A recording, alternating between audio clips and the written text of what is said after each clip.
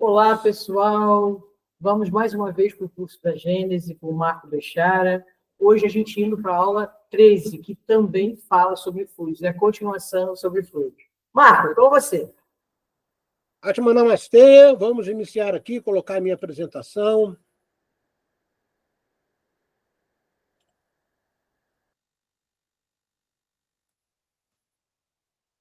Todos vendo a minha tela? Sim, Marco, estamos vendo. Ok, vamos dar continuidade, que a paz do Senhor Jesus esteja conosco e possa nos orientar e nos trazer a explicação necessária pelos Espíritos bondosos para que possamos entender tão importante capítulo desse livro maravilhoso codificado por nosso querido Allan Kardec. Vamos hoje falar dos itens 13 ao item 21. Na aula passada falamos do item 1 ao item 12. Então, hoje, na nossa aula 13, damos continuidade e ainda temos outras duas aulas para falar sobre fluidos. Temos que fazer por parte para que a compreensão se faça de uma forma assimilatória na nossa memória. Então, primeira coisa, eu vou trazer um ensinamento de reflexão. Uma coisa que eu falei para vocês na aula passada. Espíritas eminentes ainda não compreenderam que o espiritismo não se apoia em revelações mediúnicas, mas no estudo das condições dos espíritos e na comprovação pela pesquisa da validade ou não das informações que nos dão. Então, em outras palavras, né, como diria Haroldo Dutra, como diria Geraldo Lemos, né, como diria Divaldo e muitos outros, o conceito de estudar o espiritismo é um conceito muito criterioso. Você não pode acreditar em tudo que é falado. Foi porque o espírito falou. Tá? Isso é uma ignorância. Depende do que ele está falando, qual o teor da comunicação. Tá? Isso aqui foi dito por Herculano Pires, um dos fundadores da Federação Espírita de São Paulo. Tá? E esse item 17, onde ele fala isso, nos deixa claro, tá? Isso é colocado no livro dos Médiuns e também no livro da Gênese, nos primeiros capítulos do livro da Gênese, que os espíritas não nos trazem informações completas. Tudo que o ser humano encarnado pode conseguir através dos conhecimentos que já habitam o planeta, eles se isentam de falar. Isso faz parte da nossa evolução, isso faz parte do comprometimento de co-criadores de conhecimentos. E, no caso, conhecimentos espiritualizados. Então, muitos, como eu falei na aula passada, espíritos de carteirinha, dizem, mas isso Kardec não falou. Isso nunca li isso em livro nenhum do Chico Xavier. Tá? Porque, à medida em que vai avançando a ciência, vão sendo comprovadas e vão sendo, vamos dizer assim, são trazidas à luz afirmações que foram colocadas há mais de 150 anos atrás, que nós podemos entender através da ciência. Então, nós somos co-criadores do conhecimento espírita. Nós não podemos ficar dependendo, né, de revelações mediúnicas. Isso é uma idiotice, como disse muito bem Herculano Pires, de uma forma sutil e delicada. Eu estou sendo aqui mais agressivo, tá? Mas que fique aí esse ensinamento de reflexão que temos que utilizar a nossa cognição para juntar coisas, criar hipóteses, para que a gente possa avançar dentro do conhecimento da doutrina espírita, que, segundo Kardec, nunca estaria superada, né? Porque ela sempre acompanharia a ciência e estaria, vamos dizer assim, em pleno acordo. E o dia que a ciência negasse alguma coisa escrita nos livros codificados por Kardec, ele mesmo dizia que abandone o que foi escrito aqui e fique com a ciência. Então, veja a lucidez e a racionalidade desse nosso querido irmão Allan Kardec. Então, esse ensinamento de reflexão vale a pena realmente vocês repensarem sobre isso, para não falar besteira. Bom, vamos fazer um apanhado sobre o que a gente viu na aula passada. A gente viu que o fluido universal se adensando, ou seja, a partir do momento em que ele sai do conceito de criação, que é o hálito de Deus, né, segundo Leon Denis, ele cria a energia escura, matéria escura e a matéria conhecida. Esse processo se dá o quê? Por adensamento. Estou fazendo uma recapitulação para que a gente possa fazer um link mental, tá? E de memória, para que a gente dê continuidade à aula de hoje.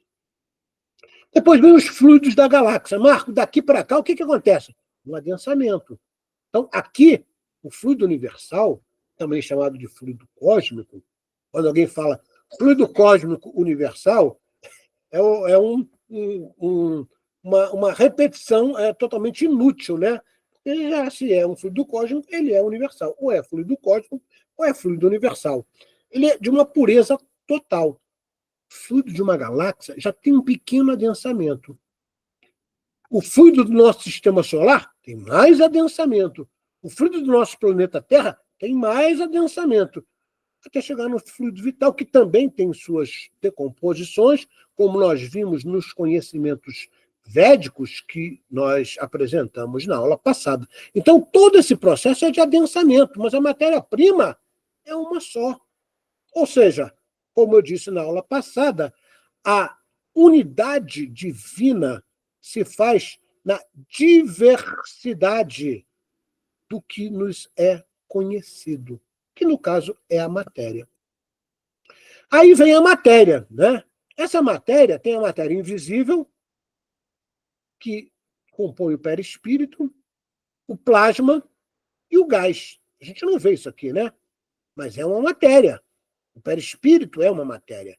Os corpos sutis, como a gente disse, na aula passada, eles são retirados do orbe em que o espírito vai encarnar. Então, ele é uma matéria, sim, invisível, que tem origem no fluido cósmico por processos de adensamento. E tem a matéria visível, que nós conhecemos, são os líquidos e os sólidos. Ok? 4% é essa matéria conhecida, que vai aqui dos sólidos, líquidos, gás, e pega também uma parte do plasma, é matéria conhecida. Então, plasma senão não teria televisão de plasma, não teria processos de geração de energia por plasma, né? Então, 4% é de matéria conhecida. E parte do plasma, lembra que eu falei na aula passada que tudo no universo tem processos híbridos, desde a criação da matéria até a criação dos seres, tudo tem um período de transição, né, que é o que a gente chama de híbrido. A matéria escura, que representa 23%, pega um pedacinho do plasma, o perispírito, né, fluido da Terra, o fluido vital, e o próprio fluido do nosso sistema solar é composto de matéria escura. E, por último, a energia escura, que é 73%, que pega o fluido das galáxias e o fluido universal. Isso nós vimos na aula passada, ok? Estou aqui relembrando vocês para que a gente possa dar continuidade. Então, a gente vai partir do item 13 até o 21 nesse capítulo 14, que é os fluidos. Essa aula vai apresentar o quê? A ação dos espíritos sobre os fluidos e a criação fluídica. A fotografia do pensamento, como é que a gente pode fotografar um pensamento? E a qualidade dos fluidos. A atmosfera de um espírito é composta de fluidos. Poxa, Marco, o que é essa atmosfera aqui, hein? É o campo áurico, tá? Que é formado pelo quê? Pelos fluidos que são emanados, ou seja, pelo padrão vibracional dos corpos sutis, né? Quais são eles, para lembrar? Tá? Você tem do mais material para o menos material. Você tem o duplo etéreo, você tem o corpo espiritual e o corpo mental inferior. Tá? Esses três corpos, tá, é que vão formar o chamado corpo sutil. Né? Nós temos uma atmosfera na criação do ser humano encarnado, um contexto quaternário. Por quê? Porque eu acrescento a esses 3 corpos sutis o corpo físico. Aí fica 4. Ah, Marco, então são 4 corpos, na realidade, o quaternário material e o ternário, tá? Vamos dizer assim, espiritual, que são os 3 corpos superiores do espírito, que são o quê? Corpo mental superior, o corpo crístico, ou corpo búdico, e o próprio Atma, ou centelha divina. Por isso que a natureza do ser humano, se eu estudar, por exemplo, Helena Blavatsky, é sétupla. São 7 corpos, sendo 4 inferiores e 3 superiores. Então, esses fluidos, né, que compõem o campo áurico, emanados ali pelo padrão vibracional do perispírito, ou dos corpos sutis, ele torna-se veículo do seu pensamento. O seu pensamento tramita ali. É por isso que quando uma pessoa está pensando alguma coisa ruim, né, e um espírito olha para ele, ele vê no campo áurico ali aquela mancha. Né? Então, por exemplo, o cardíaco, uma pessoa que está magoada, que está com raiva, né? O cardíaco fica quase que numa cor marrom. Então, um espírito, tá?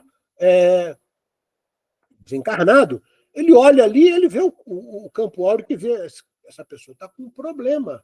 Né? Então, e a gente pode sentir isso. Por exemplo, quando a gente estuda o Pranic Healing, né? Eu sou uma pessoa que tem essa formação de cura prânica, a gente consegue perceber isso na palma da mão. Né? Você pega um fluido de uma pessoa magoada, com raiva, né? Você vai no cardíaco dela, você observa um fluido, uma atmosfera pegajosa, parece que a tua mão ficou suja de graxa. Tá? É uma coisa bastante densa, chega a ser até feia. Tá? Então, isso, na realidade, esses fluidos perispirituais, eles se tornam veículo do nosso pensamento. Eles interagem com os fluidos do ambiente em que você se situa. Né? Como diria os físicos quânticos, tá? Nós somos um padrão energético interagindo com um ambiente energético. Nós somos energia que interage com a outra energia. Que outra energia é essa? Do ambiente. Tudo que conhecemos tem um padrão vibracional. Né? Se você entrar, por exemplo, numa igreja, vamos pegar uma igreja, ela tem um padrão muito bom. Tá? Você olhar para os videntes, né, que tem essa possibilidade, por exemplo, uma figura de Jesus dentro de uma igreja, ela emana uma irradiação fluídica muito etérea. Puxa, mas por que aquilo lá é uma estátua? Aquilo lá é um gesso. Por que isso acontece? Porque dezenas, centenas, às vezes, de anos, de pessoas olhando para aquela imagem e interagindo com ela de uma forma amorosa, pedindo auxílio aos bons espíritos, né? Essa matéria vai o quê? Agregando esses fluidos. E quando uma outra pessoa olha para aquela imagem e se sente emocionada, é porque está sendo impactada por aqueles fluidos que foram guardados, que foram absorvidos por aquela imagem. Lembrando que 99,9% da matéria, ou seja, de um átomo, é espaço. E o que tem dentro desse espaço? Matéria escura. O que é a matéria escura? Fluidos que os espíritos manipulam com muita propriedade. Ok? Então, o espírito interage com o meio que cria para ele, onde seu pensamento é lançado por ondas e raios na sua atmosfera e, consequentemente, no meio ambiente, tornando emissor e receptor, em frequência e padrão modulado pela qualidade, constância e intensidade de sua vibração baixa ou alta. A baixa é densa, a alta é etérea. Logo, seu padrão vibratório é definido pelo seu pensamento. Você vai encontrar vários livros espíritas psicografados por Chico Xavier, que foram trazidos pelo espírito André Luiz, entre eles mecanismos da mediunidade, domínios da mediunidade, que ele afirma exatamente isso aqui, ó, seu padrão vibratório, ou seja, o padrão vibratório do seu corpo sutil, dos seus corpos sutis, que vão formar a sua aura, na realidade é dado pela qualidade do seu pensamento. O pensamento, ele circunda todo o teu padrão áurico. Por isso é que videntes e os próprios espíritos conseguem ver o estado emocional que você se encontra. Item 14, tá? Aqui, quando eu coloco em azul, lembrando, é sempre literalmente retirado, tá, do texto, ou seja, é retirado do livro. E aí eu sempre coloco entre aspas e eu coloco em azul para vocês saberem. Quando eu coloco em preto ou vermelho, são conclusões que eu tenho que fazer para que eu não coloque todos os itens, senão não precisaria de um instrutor, né? Era só ler um livro e está tudo certo. Então, são formatos, vamos dizer assim, resumidos para compreender, às vezes, 2, 3, 4 itens, ok? Vamos pegar, então, o item 14. Os espíritos agem sobre os fluidos espirituais. O pensamento e a vontade são para os espíritos aquilo que a mão é para o encarnado. Pelo pensamento, eles imprimem a tais fluidos esta ou aquela direção. Eles aglomeram, combinam, dispersam, segundo determinadas leis. Algumas vezes, essas transformações são resultado de uma intenção. Frequentemente, são os produtos de um pensamento inconsciente. Basta ao espírito pensar numa coisa para que tal coisa se produza. Tem uma passagem engraçada que exemplifica isso. Sai Baba, né, foi um grande avatar aqui, né, que encarnou na Índia, e ele é um espírito muito bom. E muitos yogis, né, muitos Hare Krishna, por exemplo, quando às vezes querem pedir socorro, fazem a invocação do espírito de Sai Baba, tá? E uma vez, né, isso é contado em um livro de yogi, Sai Baba estava lá, os espíritos de trabalho. O espírito não é, né, mesmo que ele seja seu mentor, ele não é desodorante para andar debaixo do seu braço. Né? Ele tem coisas a fazer no mundo espiritual. Essas coisas são trabalhos.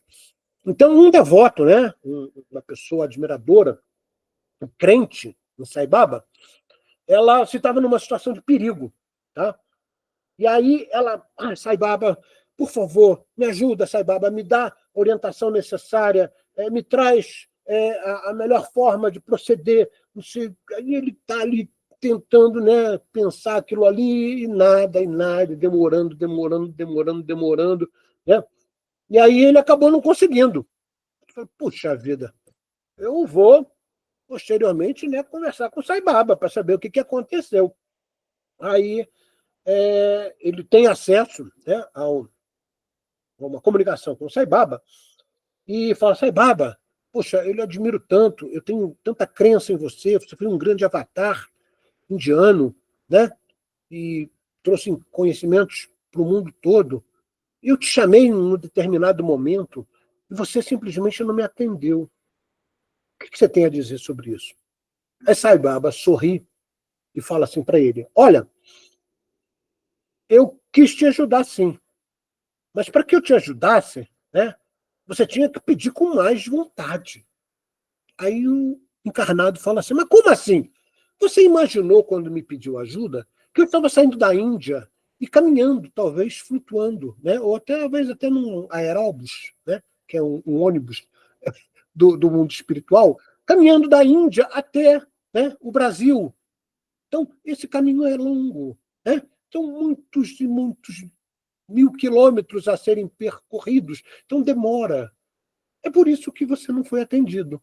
Lembre-se que quando você fizer um pedido a um espírito, o pedido é atendido instantaneamente. Porém, a sua fé tem que ter esta correlação de momentâneo. Ou seja, eu pedi, já estou sendo atendido. Isso é corroborado por uma passagem, né, de Jesus, que nos ensina que quando você faz uma prece, isso está escrito no Evangelho segundo o Espiritismo, você tem que imaginar que o que você pede, prece é pedir, orar é falar, rezar é repetir. Quando você faz uma prece, o que você pede, você já tem que imaginar, criar ideoplastia, que aquilo que você está pedindo já está realizado, já se realizou. Então você agradece. Tá? Então, o que Sai Baba, na realidade, ensinou a esse devoto foi a mesma coisa que Jesus, né, e posteriormente Kardec, nos trouxe sobre esse conceito de instantaneidade. Por quê? Pensou, está lá. Basta o espírito pensar numa coisa que tal coisa se produza. É instantâneo, automático.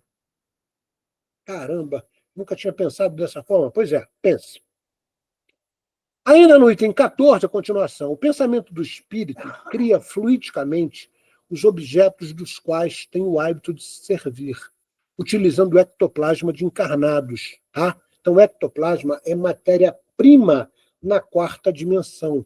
Por isso que ele é alvo de roubo, né? De verdadeiros assaltos pelas mais equipes, vamos colocar assim, pelas falanges trevosas, né? Eles querem roubar o ectoplasma de encarnados, porque funciona como matéria prima na construção fluídica de várias coisas no umbral. Só para te lembrar, o que é o ectoplasma? Ectoplasma é o fluido vital que já foi utilizado biologicamente pelo ser humano, ou pelo animal, ou pela planta, porque todos os seres se utilizam de fluido vital para viver. E o dejeto desse fluido vital, né, é exatamente o ectoplasma. Fazendo um paralelo, quando você inspira, os teus chakras vibram, vibram no conceito de pulsar e girar, de acordo com o ritmo da própria respiração. Quando você inspira, você traz para você o oxigênio, que vai te dar vida, né? E, ao mesmo tempo, vem o quê? O fluido vital, vem a capacidade de absorção do fluido vital. Você não nasce com uma quantidade, vamos dizer assim, específica de fluido, você nasce com uma quantidade possível de ser absorvida, porque isso é renovado diariamente. Ok? Tanto é que uma pessoa que fuma muito, que bebe muito, ele queima essa bateria, como se fosse uma bateria que está programada lá para viver 90 anos, né? E aí, quando o cara fuma muito, bebe muito e perde muita noite de sono, infarda, né? Ele faz o quê? Ele diminui essa intensidade da bateria. Ele estava previsto na reencarnação viver 90 anos, viveu 80. Por quê? Responsabilidade dele mesmo. É só lembrar o livro Nosso Lar, André Luiz, quando chega no umbral, fica, né, praticamente 8 anos, né, e aí o mentor pergunta a ele, né, você não é médico? Senhor, você não sabia que o cigarro fazia mal? Você não tem esse conhecimento? Tenho. E por que você utilizou ele? Você simplesmente abreviou a sua estadia no planeta Terra enquanto encarnado. Então, isso é real, gente. Um ávaro manejará, né? Ou seja, vai manejar, vai manipular o ouro. Um militar vai formar suas armas, seu uniforme. Um fumante vai fumar, vai, né, colocar o seu cachimbo. Um trabalhador, o seu arado, né? Aqui faltou um ar. Seu arado e seus bois. Uma mulher velha, seus aparelhos de fiar, né? Tudo depende do apego que o espírito tem. O ideal é não ter apego, para você não precisar ficar criando coisas que te fazem lembrar, né, e te fazem adentrar ao conceito do mundo material. Esses objetos fluídicos são são tão reais para o espírito como o eram quando estava no estado material, ou seja, quando ele estava encarnado. Porém, pela mesma razão de que são criados pelo pensamento, sua existência é também fugitiva, como o pensamento. Depende do espírito crer no que cria, usando sua força de vontade. Poxa, Marco Pérez, Isso chama-se idoplastia, né? Em outras palavras.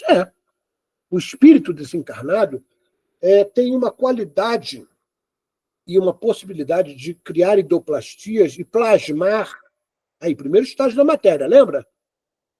Aquilo que lhe é agradável. Né? Então, como coloca aqui o exemplo, né? O militar vai, de repente, né, plasmar uma arma, um uniforme. Isso é comum quando você faz incursões no umbral. Você vê lá cidades construídas.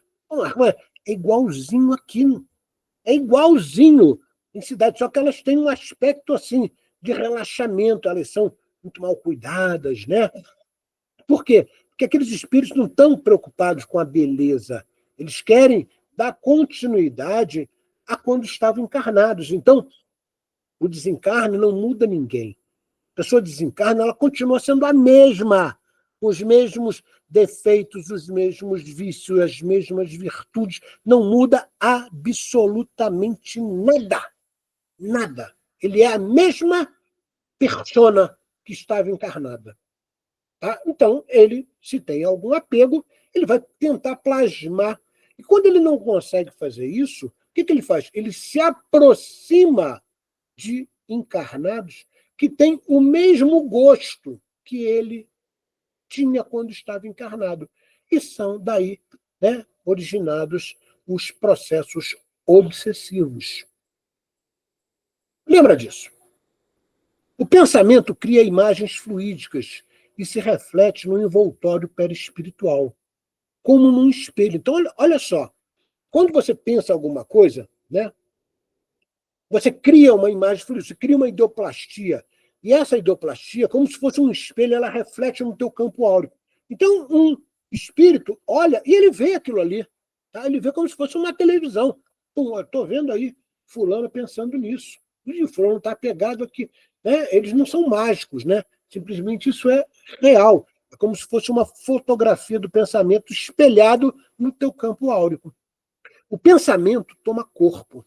E aí se fotografa de alguma forma. É o conceito de materialização da idoplastia.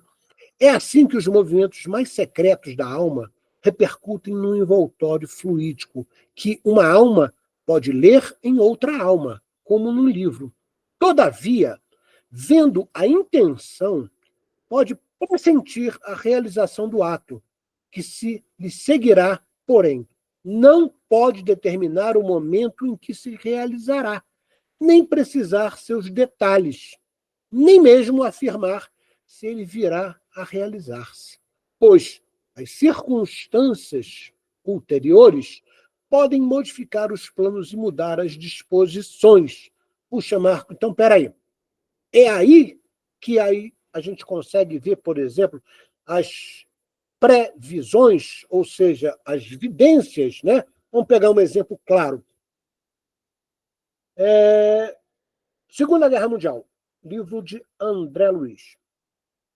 Em determinado momento, né, vão alguns espíritos até um dos mentores e pergunta assim: meu Deus, os encarnados vão fazer uma guerra, tá? E a gente está vendo isso, né, pelos pensamentos, né, pela fotografia do pensamento, né, que já tinha criado a forma pensamento, né, estava plasmado já, não só nos campos áuricos, mas nos ambientes e na própria atmosfera do planeta. E tantas pessoas plasmaram isso, tá, que quando esses espíritos, né, vão aos espíritos superiores e perguntam: mãe, a gente tem que impedir, né, eles vão fazer uma guerra, eles vão se matar, vai ser horrível. Né? Os espíritos superiores dizem para eles assim: nós não podemos mais fazer nada, porque eles criaram formas de pensamento tão densas que essa previsão acontecerá. Então é daí que você vê as grandes vidências. Tá? Vidência é quando você vê uma coisa que já está projetada. Tá? E a clarividência é quando você enxerga uma coisa que está muito longe, tá? E totalmente, vamos dizer assim, fora do teu alcance ali, até de conhecimento. Tá? Então, existe uma sutileza uma sutileza conceitual entre o conceito de evidência e clarividência. Tá? Então, a gente consegue ver, nesse exemplo que eu dei, né, da forma de pensamento plasmada pelos humanos, que levou à Segunda Guerra, que os espíritos não podem interferir. Depois que a gente criou as formas de pensamento e elas tomaram corpo, elas vão se realizar. Por quê? Porque aquelas pessoas que, na realidade, pensaram aquilo tudo, forma como se fosse um registro acástico, e aquilo permeia o planeta e aquelas mentes de tal maneira que as suas ações serão conduzidas por essa determinação da forma pensamento. Marco, eu queria ver uma forma assim, mais objetiva para falar, né, ou para entender isso. Então, eu vou te recomendar, veja esse filme chamado Minority Report. É com Tom Cruise. Ele é um filme antigo, tá? Você talvez nem consiga mais pegar na Netflix, no Amazon Prime, você vai ter que pegar ele no YouTube. No YouTube você consegue ele inteiro. Ele te dá exatamente esse conceito aí sobre uma ótica mais material, né? Do que esse item 15 está nos falando. O filme é grande, tem acho que 2 horas, mais ou menos. Né? Poxa, Marco, eu queria só entender, não queria ver o filme todo, tá? Ok, aqui tem uma sinopse explicativa de 10 minutos, tá? Depois copia isso aqui, coloca no YouTube, você vai ver uma sinopse explicativa, né? Uma sinopse muito bem feita, onde ele explica, né, exatamente que, na realidade, existiam 4 grandes videntes, vamos colocar assim, que estavam mergulhados sob a água, interagindo, e eles viam as fotografias dos pensamentos das pessoas. Né? E entre os vários pensamentos que eles viam, eles tinham uma polícia do pensamento. Né? É quase o que hoje o governo está querendo fazer conosco. Né? E o Tom Cruise, né, ele tem um pensamento, cria uma forma de pensamento de matar uma pessoa. E aí a polícia do pensamento, quando vê isso aí, né, Cogni, eu não lembro aqui o nome desses videntes que ficavam mergulhados num tanque de água, né? E eles falam assim, tem que prender esse cara porque ele vai matar, né, fulano. E aí a polícia do pensamento vai atrás dele para matar. E realmente ele fica em vias de matar aquela pessoa que estava realmente plasmada, né, como forma de pensamento. Só que o espírito tem um livre-arbítrio, que é exatamente o que está escrito aqui no finalzinho. Então ele decide, em cima da hora, apesar da forma de pensamento estar plasmada, de não realizar aquilo, e não realiza. Então a polícia do pensamento, na realidade, é um grande equívoco, porque algo que foi plasmado, algo que foi pensado, criou a forma de pensamento, né, nem sempre vai acontecer. Por muitas vezes, o espírito por si só adquire forças internas e ele modifica a sua forma de pensar e ele não realiza aquilo. Tá? E o que acontece quando ele muda esse contexto, entre aspas, do destino? Ele destrói aquela forma de pensamento imediatamente. Veja esse filme, que é bem bacana, tá? Ou se não puder ver o filme, assista a sinopse, que é muito instrutiva. Bom, lembra de Buda? Quem faz o curso comigo de conhecimento sagrado, a gente teve 2 aulas sobre o budismo. Né? Buda Siddhartha Gautama, né? Buda significa aquele que alcançou a iluminação por si só. A lei da mente, ele dizia, a lei da mente é implacável. O que você pensa, você cria. O que você sente, você atrai. O que você acredita, torna-se realidade. Esse poder é inerente a todo ser humano. Nem todos acreditam, mas isso é real. Né? E a mente, ela pode ser comparada a um leão, não, perdão, a um elefante mordido por uma abelha dentro de uma loja de cristais. Dá para imaginar? Um elefante mordido por uma abelha dentro de uma loja de cristais, ele vai quebrar tudo. Ele é muito ruidoso. A mente é assim. A mente tem que ser domada. A mente tem que ser disciplinada. Quando você disciplina a mente, você disciplina os teus impulsos e o teu conceito de desejos materiais. Buda nos ensina isso. Muito tempo depois, o nosso querido, que não deixa de ser um avatar, né, Mahatma Gandhi, através, né, de uma Upanishad, ele cita o seguinte: suas crenças, é bem parecido, mas ele fez aí um desdobramento. Suas crenças se tornam seus pensamentos. Seus pensamentos se tornam suas palavras. Suas palavras se tornam suas ações. Suas ações se tornam seus hábitos. Seus hábitos se tornam seus valores. E seus valores se tornam seu destino. Mahatma Gandhi, grande avatar, nos disse isso. Então tudo começa onde? Nas suas crenças. Cuidado no que você acredita, cuidado no que você dá valor, porque as suas crenças vão moldar os seus pensamentos. E a partir daqui, amigos, tudo pode acontecer. Pense sobre isso. A atmosfera criada pelo espírito, seja etérea ou densa, interage pelo éter com a aura dos encarnados, de acordo com a afinidade da qualidade do padrão vibratório. Ou seja, maus pensamentos se afinizam com maus pensamentos. Bons pensamentos se afinizam com bons pensamentos. É só você dar uma visitada no umbral, por exemplo, você vai ver que tem cidades específicas formadas por afinidades. Tá? Então, tem cidades, né, colônias, vales, só de drogados. É um dos piores locais para um espírito frequentar, tá? Porque eles estão num conceito de alienação muito grande, e essa alienação leva a um conceito de inutilidade. Eles não. Por que tem um vale específico para eles? Porque eles são considerados inúteis nas outras cidades umbralinas. A pessoa não quer eles, tá? Aí tu fala assim, caramba, da mesma forma os suicidas.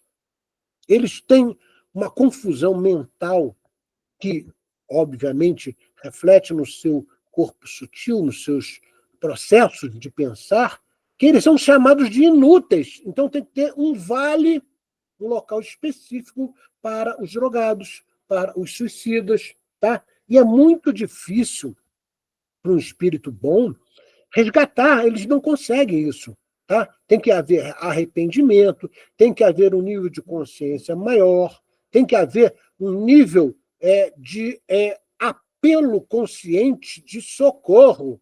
Os espíritos não vão socorrer ninguém se essas pessoas não quiserem, se essas pessoas não pedirem, se essas pessoas não tiverem já em condições de serem resgatadas.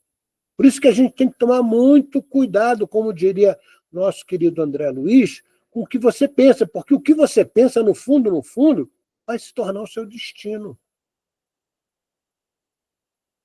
Captou a profundidade desse ensinamento? Os fluidos que se encontram em todos os espaços do planeta Terra podem ser mais ou menos densos, de acordo com a qualidade dos pensamentos daqueles que habitam o ambiente. Sobre isso tem o primeiro livro do Luiz Sérgio, Mundo que Encontrei. Ele é levado para ver a atmosfera do planeta Terra. Né? O mentor dele leva ele para ver. E quando ele chega, né, na atmosfera para ver o planeta Terra, ele vê uma massa, como se fosse lama, em volta do planeta. E ele fala assim, nossa, o que é aquela coisa escura, esquisita? Essa lama, o que é aquilo ali? São objetos que circundam o planeta pela força gravitacional? O que é aquilo? Ele não entende, né?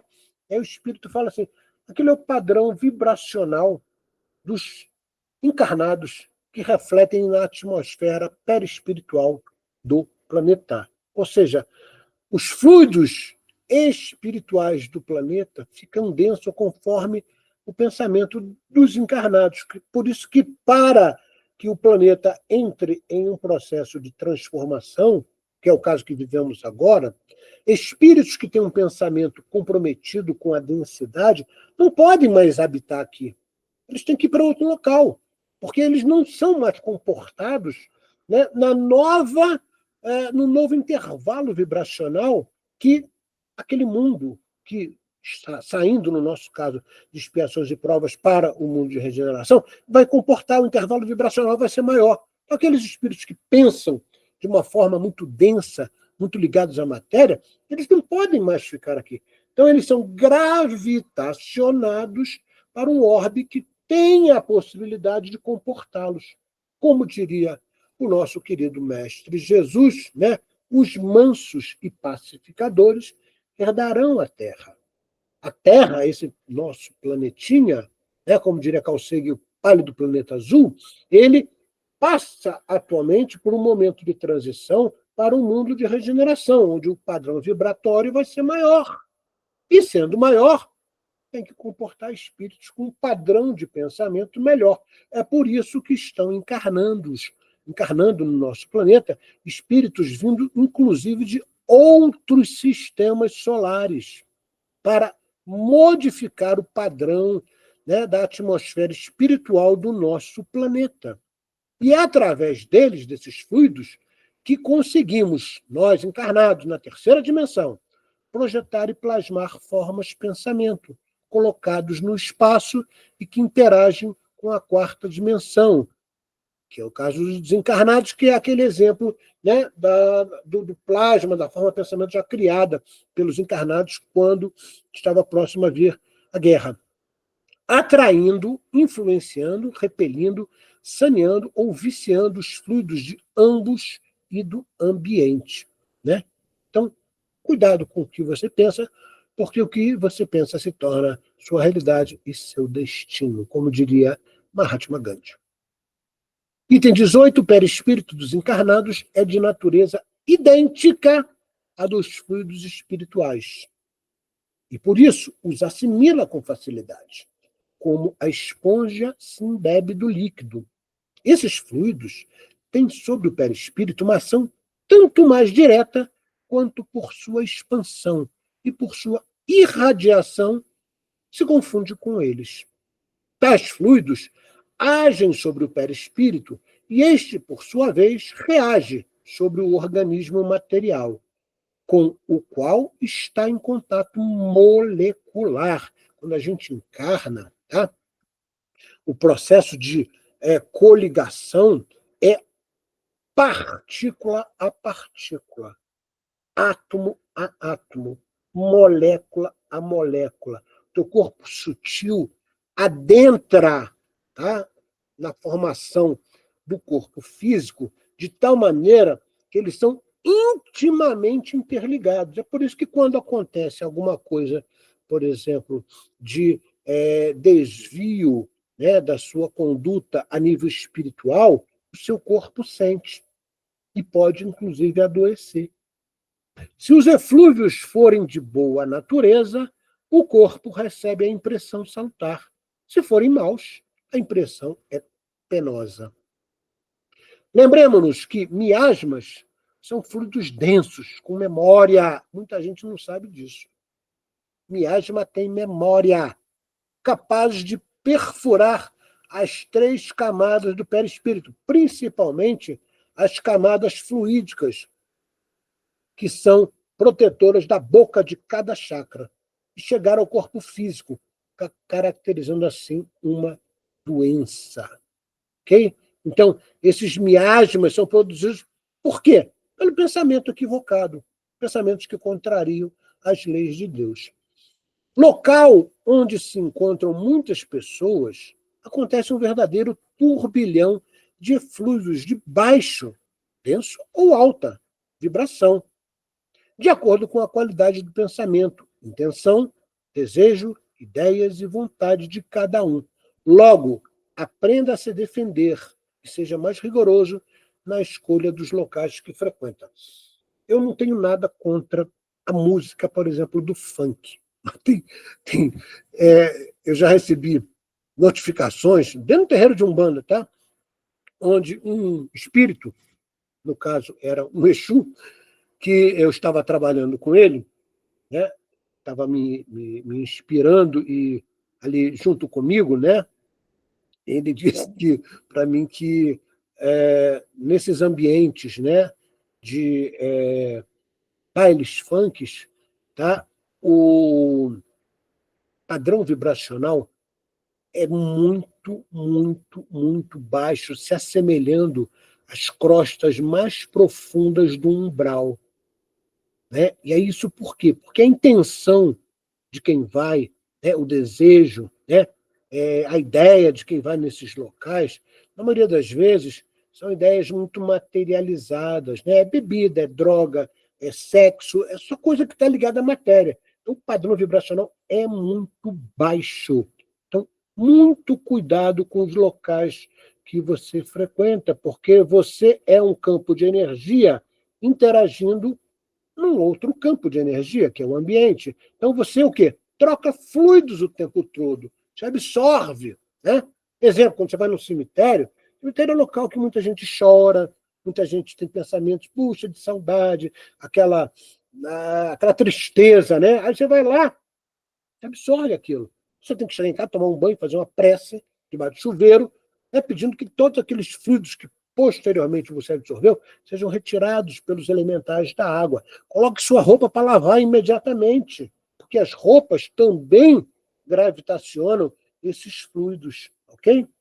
Então, palavras, atitudes, pensamentos, intenção, ideia e desejo, quando conduzidos pela vontade, podem fazer acontecer qualquer coisa. Fluidos de baixo padrão vibratório não resistem a fluidos de padrão vibratório alto. É como se você pegasse, por exemplo, você emana para mim um fluido de baixo padrão vibratório. Tá? Manda para mim. Está chegando no meu campo áureo. Aí eu percebo e emano para você um fluido de alto padrão vibratório, como a irradiação, por exemplo, do amor. Né? Eu imediatamente destruo aquele padrão vibratório denso que você me passou. É por isso que Paulo de Tarso dizia que o amor, né, pode cobrir milhões de pecados. Não é à toa. Tá? O amor é a única energia. O amor não é um sentimento, tá? Já falei isso em aulas passadas. O amor é uma energia. É a única e mais forte energia do nosso planeta, não só do nosso planeta, mas do nosso sistema solar, que é capaz de interagir com as 5 forças, com as 5 interações de força do universo: gravitacional, eletromagnética, nuclear forte, nuclear fraca e sincronicidade. É por isso que uma pessoa, às vezes, sem nenhum conhecimento técnico de cura espiritual, consegue produzir a cura numa outra pessoa só pelo fato de fazer aquilo na melhor intenção de amor, pelo fato de querer o bem para aquela pessoa. Imediatamente, mesmo não conhecendo, os espíritos trabalham para ela, para que aquele processo de cura. E aí, nesse caso, você encontra, por exemplo, as benzedeiras, que eram mulheres, por muitas vezes, né, que não estudaram, que tinham um conceito, vamos dizer assim, muito diminuto do conceito do que era uma cura espiritual. Elas não conheciam os processos. Mas o amor emanado e a prática constante naquela atitude fazia com que o amor curasse tudo. Né? Lembra? As 5 forças, né, que nós falamos, elas interagem com o corpo físico. Ali tudo interligado. E elas acabam substituindo moléculas, né, átomos e até elétrons danificados em coisas boas. Isso advém o quê? Do fluido cósmico, do éter que nós conhecemos, né? E do fluido vital, que vocês viram, que tem inúmeras, no caso, os Vedas mostraram 10 possibilidades de entendimento. Item 21. As qualidades do perispírito estão em razão das qualidades da alma. Será preciso trabalhar em sua própria melhoria, ou seja, reforma íntima. Para você melhorar o seu fluido perispiritual, você tem que estar em plena transformação moral. E a cada encarnação você consegue fazer isso. Então, a forma que você encarna, se você for uma pessoa, vamos dizer assim, que tem esse nível de consciência, você vai desencarnar muito menos denso. Você vai reencarnar com fluidos perispirituais muito mais eterizados do que quando você encarnou. Esse é o nosso trabalho a cada encarnação. Os maus espíritos vão onde o mal os atrai, o pensamento atrai. Destruir o mal e eles se afastarão. Os espíritos realmente bons, encarnados ou desencarnados, nada tem a temer da influência dos maus espíritos. É por isso que a gente diz, magia negra, bruxaria, só pega naqueles que têm afinidade com aquilo que lhe foi lançado. Né? Isso lembra uma passagem do livro de São Cipriano, vou falar rápido, né? Que o espírito que atendia São Cipriano era um trevoso. E antes de São Cipriano se virar, até ser aclamado como santo pela própria Igreja Católica, ele era um bruxo e era assistido por espíritos trevosos. Então ele queria fazer mal a uma mulher. E esse espírito, né, deixa comigo, eu vou lá fazer. E ele não consegue. E aí ele, né, volta a falar com o Cipriano. O Cipriano pergunta: vem cá, destruiu a mulher? Fez lá o que eu te pedi? Ele: não consigo, cara. Essa mulher só vive falando de Jesus, só vive fazendo coisa boa, as palavras dela, as atitudes, os pensamentos, é tudo de um alto padrão que eu não consigo chegar nela. Né? Aí Cipriano olha para ele e fala assim: rapaz, eu estou servindo ao cara errado, que eu não tenho nenhum poder. De hoje em diante eu vou servir o Deus dessa mulher, é o tal de Jesus. Eu vou ficar com ele. E daí para frente, Cipriano muda completamente a vida dele. Está escrito no livro de São Cipriano, o Capa Preta, como é conhecido aí. Tá? Uma história bastante interessante para afirmar isso aqui que foi colocado. Bom, nós temos a agradecer, mais uma vez, uma aula concluída, que a paz do nosso querido Mestre Jesus esteja convosco em seus lares e estudem, leiam o próximo capítulo, que nos facilita muito para o processo de compreensão, pois durante a aula eu sempre trago novidades e complementações ao que foi colocado na apostila que foi passada a vocês de uma forma integral, ok? Beijo no coração, até a próxima aula.